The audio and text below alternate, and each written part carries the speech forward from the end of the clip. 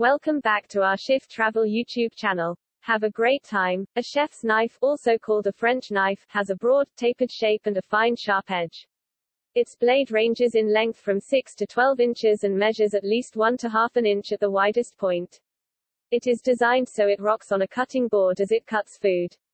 You can often slice, mince or chop food faster with a chef's knife. A chef's knife can help you make fast work of serving healthy fresh fruits and vegetables.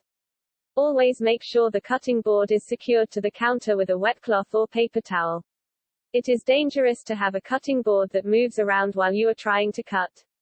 How to hold non-knife hand.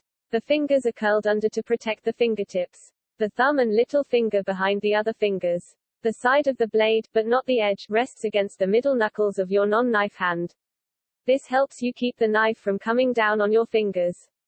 It also helps you measure the size of the cuts, moving your hand backward on the food after each cut in preparation for the next cut.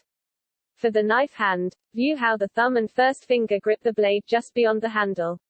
This helps make the knife an extension of your arm and gives you better control and precision in cutting.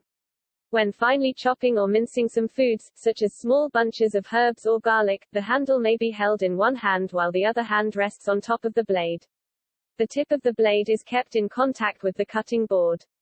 The blade is rocked up and down until the food is chopped to the desired size. To prevent vegetables and fruits from slipping on your cutting board, cut them in half before slicing or chopping further.